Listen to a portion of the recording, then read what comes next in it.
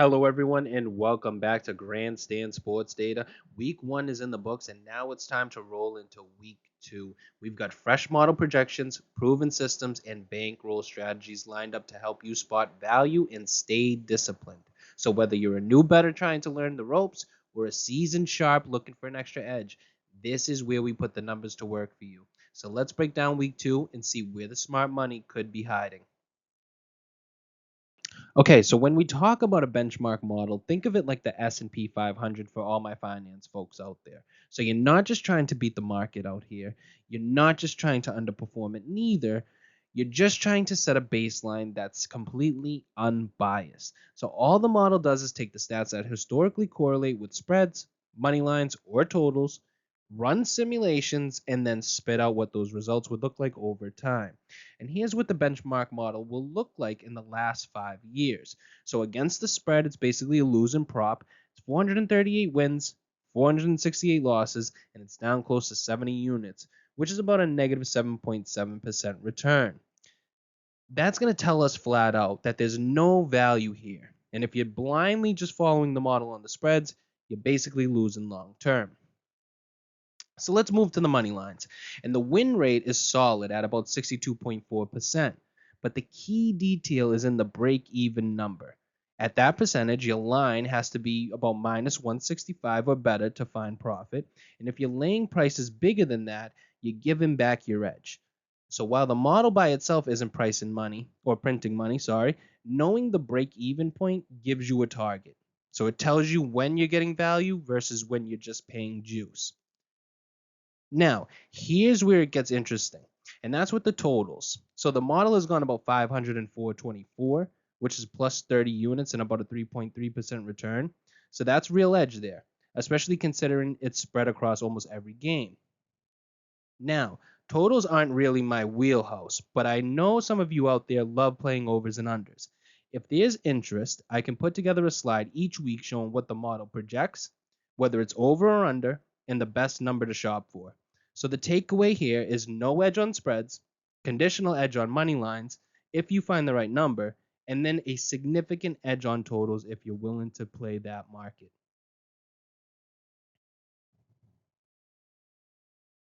Okay, so when we talk about model picks on the money line, it's not as simple as just picking teams the model thinks will win. Remember, the model's win rate is about 62.4%, which means your break even threshold is minus 165 odds. So the only plays that qualify are the ones priced at minus 165 or better. That's the filter. So for this week, the model gives us Washington at 155, Pittsburgh at minus 145, Miami at minus 120, Denver at minus 125, Philly at minus 120, and then Houston at minus 135. And those all fit inside that profitable range. Now, before you get to the betting windows and you say, hey, these odds don't fucking match the ones that I see, that's okay. As long as they land in that minus 165 threshold, you're good to make that play if you want to bet the model just blindly. Now, you've got a couple of teams to keep an eye on also. So you got Cincinnati around that minus 170 number and the Chargers at that minus 175. So if those odds drop and cross into that minus 165 threshold or better, they'd qualify as bets too. So the idea here isn't just who's likely to win, it's where the price meets the probability. If you're disciplined about that, that minus 165 cutoff, that's where you can start turning the model into a profitable approach. All right, so now let's take a look at some of the spread systems we've been tracking. So before we dive in, quick note on the Grandstand Sports Data color codes that you see here. You're obviously going to see red, orange, yellow, green, and blue, and think of it from best to worst in terms of the profitability metrics that we have shown here. Starting at the top, we've got the 620-mile rule paired with the coaching model. So remember, the 620-mile rule means that you're betting the home team when their opponent has traveled more than 620 miles. Combine that with our Grandstand Sports Data coaching model. We have a video for that. We'll leave a link in the description down below. And when you pair those two, you're looking at a 60.7% win rate and nearly 9 units of profit. So that's very, very strong, right? Next, we've got 620-mile rule in Madden. And Madden is simply a measurement of player quality. So you bet the team with the better Madden rating. That's simple. And that combination hit at 54.7% with a modest 2.39 units gained. It's still profitable, but more in the steady grinder category, I would call it. Now we're going to move out to blowout dogs and divisional dogs. A blowout dog is simple. It's teams who got beat by 10 or more in the last week. And then divisional dogs are underdogs in divisional matchups. Pretty obvious. You pair those two together, it's gone 20 and 13 the last year, and it's good for over 5 units in profit. Now, when you layer in dog low total, mixed with the blowout dogs and divisional dogs together, that's where it really pops. It goes to a 68% win rate and over 6.5 units of profit, one of our stronger systems overall. Now, if you don't know what a dog on a low total is, it's very simple. It's taking the underdog in a game that has a total that's less than 45. Now, finally, we've got dogs on a low total plus a rest, plus also the contrarian play. Contrarians, it's betting against the public side. Usually they get less than 30% on the amount of bets. Remember, the amount of bets, not the percentage of money. And then rest is really self explanatory. It's the difference in rest. Now, the system, when 6 and 0, basically 100% win rate, it's over 5.4 units profit, and it's a small sample. We have to leave that tidbit in there. It's a very small sample, but it shows just how powerful stacking multiple edges can be. All right, so since we showed you the metrics and how well those systems have done, here's the teams that fit those bills for the week 2 slate. So we're going back to that 620-mile rule and the coaching system, and it gives us Pittsburgh, Cincinnati, KC, Minnesota, and Houston. They all fit that parameters. Next is going to be the 620-mile rule mixed with that Madden rating, and that's Pittsburgh, Dallas, Miami, Cincy, Arizona, Kansas City, and then finally Minnesota. Next, we're going to go on to the blowout dog in divisional dog, and that's pointing to the Giants at +6. And you don't got to go far for the next one. You just add in that extra dogs on a low total, and you will have the Giants there as well at +6. Finally, we're going to touch on the last one, and that's the dog on the low total with the rest and the contrarian play. That's going to land on Atlanta at +4.5. Now, when we look at overlap, you can see Pittsburgh, Cincinnati, Minnesota, and Kansas City all show up across multiple systems. That's usually where you want to focus because the strongest signals in our data tend to come up from these combinations.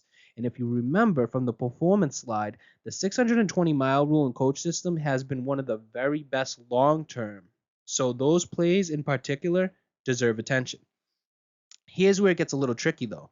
Sometimes you'll see systems pulling in opposite directions. One of those examples would probably be Atlanta and Minnesota, right? One system likes Minnesota, another has Atlanta. This happens because the systems are built on different inputs. One values travel, one values rest, and another values divisional dogs. So as a bettor, this is how I handle it. If a game has both sides showing up in different systems, that's a stay away from me. Unless the market moves to give me a number that's really crazy, there's no real reason to force action when the signals are split. So if a team hits multiple systems without, any conflict at all, like Pittsburgh or Cincinnati this week, that's where you lean heavier. And if it's one of those off system plays like the Giants, you treat it more situationally. Sometimes the ugliest teams are where the market gives you the most value, but you don't press the bet just because it fits one angle. The bottom line here is that combinations across all systems is where you build confidence. Conflict across the systems is where you pull back and let the game just play out. That's the difference between running a professional card and just chasing bullshit. All right, we touched on the spreads. Let's move over to the money line systems and what they really mean in practice. So first up, we're going to touch on the favorites on a high total with the Grandstand sports data coaching model. And this is when the total's above 45 points and the favorite also grades out with a coaching edge from our model. So these have won 76% of the time on that money line. And the key number here is that plus or that minus 316. That's your parameter. So if the favorite's listed shorter than minus 316, you're spotting real value. Next is the Madden and coaching parameters where we pair the better Madden rating with the coaching model. And long term, this hits at about 70.2%, which lines up with minus 235 on the break even rate. Again, you're not just blindly betting, you're looking for a team priced at minus 235 or better to turn that into a hit rate, into a profitability. So now we move on to the 620-mile and coaching rule. Home favorites against a team that traveled more than 620 miles with the coaching edge laid in at Grandstand Sports Data. That's winning at about 73.7%. It's equal to about minus 280 odds. So if the line is shorter than that break even price, it's worth a look. Now, the combos crank up the confidence, right? Favorites on a high total. Now you want to mix in the 620-mile rule and the coaching model as well. That's hit at 84.2%, which translates to minus 531. And then if you add in Madden, so you have the favorites on the high total, 620-mile rule, Madden and our coaching model, you're talking about a 90.9% winner. That's a whopping minus 1,000 break-even rate. But historically, it's return profit. Those are your chalk anchors expensive, right? But safe if you play with them right. And then there's the fun one, right? We have a sexy one down here at the bottom. That's when a dog got blown out last week and now plays a divisional rival. Call it the blowout dog and divisional dog. This only hit at a 35.3% rate, but that lines up with plus 183 on the odds because they're almost always priced above that. This system has actually turned a profit up over 5 units with a 16% rate of return. So this is your sexy system, right? For bettors who like to take a shot at those live doggies. So remember, those percentages aren't just stats. The odds next to them are your parameters. If you can find a team priced at a better than those break-even numbers, that's where you uncover the value and the edge. Now let's run through the money line factors and see which teams meet the parameters this week. Remember, the percentage we showed on the last slide gives us the break-even line, and the odds you see here show where the value may exist. Let's move on to the favorites on high total and the coaching model as well. This break even is at about minus 316. Buffalo at minus 310 fits the bill. Detroit, Cincinnati, and the Chargers all fit the bill as well. So based on history, this system has cashed at about 96% long term. So anything shorter than that minus 316 can be a buy spot. Buffalo's very, very close to this, so keep an eye out on them. But Detroit, Cincinnati especially are inside that value range. Let's move on to the Madden and coaching. Break evens at about minus 235, just to give you a nice reminder. Washington at plus 155. The Rams at minus 230. They're very, very close. Pittsburgh at minus 145. You got San Fran, Cincinnati, Denver, KC, and Minnesota. Minnesota's at minus 200, so make sure to look at them. Chargers at minus 175. And this system has hit about 70% historically with about a 5.8 unit return. Notice here that since he shows up again, and Minnesota slots nicely within that break-even range at that minus 200, but do keep an eye out for them. Let's move on to the 620-mile rule and coaching. Break-evens at about minus 280 here. Pittsburgh fits the bill. Cincinnati also fits the bill. Kansas City, Minnesota, and Houston all fitting the bill for this system. It's one of our strongest historically with about 73% winners and a 14.6% rate return on investment. So once again, Cincinnati and Minnesota showing up here, which adds weight to their case. So when you combine factors, or you combine the next couple of factors, the edge gets even sharper. What we're trying to say here is you've got the favorites on a high total, the 620-mile rule, and the coaching. This has Cincinnati. Cincinnati at minus 170, and that's basically the holy grail, right? Or the next one is the holy grail, and that's the favorites on the high total, 620-mile rule, the Madden rating system, and then our coaching model that also has Cincinnati. And this system has hit at about over 90% historically. A little bit of a sample size, but just reminding you, 90% over time. Lastly, the blowout dog and the divisional dog. This is the sexy one that we were talking about, the plus 183 parameters. This week, that's the Giants at plus 220. That's your classic live dog spot, right? Ugly on paper, but historically profitable long term. It's up over 5 units with about 16.5% return on investment. Now, stepping back as a bettor, the big storyline here is Cincinnati. They're hitting nearly every system this week. They're sitting at minus 170, which is well inside that break-even threshold of the ones that we just mentioned. And it also lands into some super combo systems, right? And that's hard to ignore. Also, Minnesota across multiple systems has been worth watching. And at the same time, I always want to warn, when a favorite shows up this many times, the market knows it too. So don't just blindly max out exposure. Spread your units across the strongest overlaps. And when we say overlaps, how Cincinnati's showing up in a lot of factors here or in a lot of systems, you're going to want to spread your units over the strongest overlaps. So if you're looking at that little spice, the Giants at that plus 220 is your live dog angle. We wouldn't necessarily put it on the card, but we know people like to look out for those live dogs, and we gave you one example here. Okay, so let's move on to the picks here. In the picks, want to give just a disclaimer before we get into this. This card is for educational purposes only. We built this together, step by step, using systems, benchmarks, and filters to highlight where value exists. That's all we did. I'm not telling you who to bet. I'm showing you how to spot value and overlap so that you can put yourself in the best position to win, right? That's what we preach here. First spread pick is going to be Pittsburgh at minus 2.5. They show up under that 620-mile rule, also the coaching system, so they fit about two systems. We really like them here.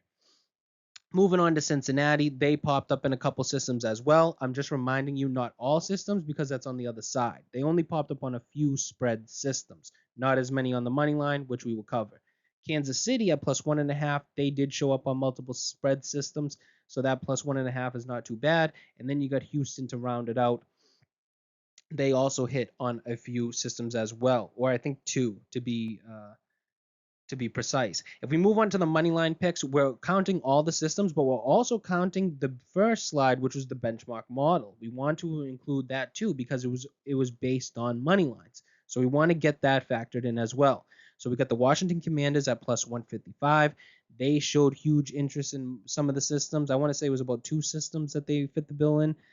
Next will be the Denver Broncos at minus 125. So Denver at minus 125 is not a bad play here. They actually fit the bill on a couple of systems. Cincinnati at minus 170. They fit the bill in 5 systems. This could have easily been a 5% play. We did not have any market analysis in this. We will have market analysis in our next video when we do the recap show. So we are going to be implementing market analysis going forward. Some people are going to say, well, shouldn't you have included it now? Yes, we should have, because remember, the NFL is a huge market sport. Leaving that out is it's borderline wild. Now we're going to move on to Minnesota at minus 200. They popped up on a few systems, not too bad there. Pittsburgh Steelers at minus 145. They actually hit on 3 systems on the money line. Texans at minus 135. That was pretty good. And the Chargers at minus 175. They paired on I want to say 2 systems. So that's how the spreads and money lines stack up when you separate them out. Notice how Pittsburgh and Houston show up both ways, but the justification is completely different depending on the market. So this is how you avoid muddying the waters. Next, we're going to take these plays and walk through bankroll allocation. So how much should you stake on each side with the 5% and 15% rule that we covered in the Art of Sports Betting series. So you can build a professional style card without that overexposure. Okay, so let me remind everyone up front, this isn't about telling you who to bet. This is an educational exercise where we walk through the process together. Now, the goal here is to put you in the best position possible to make those discipline plus EV decisions. Let's walk through the bankroll allocation though. Remember, what you see here is split into 2 paths. So if you're a spread bettor, this is how you allocate that look. If you're a money line bettor, this is how your allocation looks. Of course, you can mix and match, but the golden rule still stays the same, right? No single play should ever be more than 5% of your bankroll, and no more than 15% should be tied up into one slate. And obviously, you learned that from watching our series, The Art of Sports Betting. And if you haven't checked those out, I just gave you 13 videos to turn you from square to a sharp, right?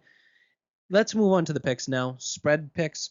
Pittsburgh at minus 2.5. We like them at the 3%. It's a strong system overlap. We like the 3% as a fixed play. Cincinnati at minus 3.5. Same thing at the 3%. A heavy hitter in terms of all the systems, but in terms of the spread systems, a little pulled back a little bit. Kansas City at plus 1.5. A pretty good live dog here, but I would say that if you like the price on the other side, when we're talking about that money line, Kansas City, you may be getting better odds if you think that they can cover that 1.5. Why not go for the money line? Houston at -2.5. It's a qualified play, fewer overlaps, but we still like them really small at that 1% play. Now, let's move on to, well, before we move on, we'll just like to spread out the exposure. So as you can see, it adds up to only 9% of your bankroll. So there's plenty of room left under that 15% rule. So if you wanted to bump up Pittsburgh, you wanted to bump up Cincinnati, just make sure you don't go over that 5% and make sure it doesn't go over the 15. Remember, this is only educational purposes only. I don't need people coming for my head. That's simple. Money lines now. We got Washington. Nice little dog here. A little bit of variance, but we size it light at that 1%. Pittsburgh at -145. We did 2%. They had the second best system overlap if you compare them to Cincinnati, which we will touch on later, but 2% for them.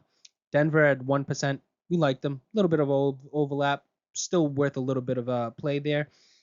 Houston, same thing at that -135. Similar story as Denver. Now we're moving on to Cincinnati, and this is the big one. We already talked about it. 5 systems on the money line. Basically, lay it across. Market analysis might be missing it. We're basically missing the market analysis that prevented it from being a 5%er. We do it on the back end, and we will say they didn't meet the contrarian profile or anything like that. So you're not necessarily missing anything, but we're just showing you and we're telling you that moving forward, we will start implementing market analysis. Next would be the Los Angeles Chargers, -175. Not a bad play there. Hit 2 systems. And Minnesota, same thing. 1% play for them. So total money line exposure, as you can see here, it's about 10%.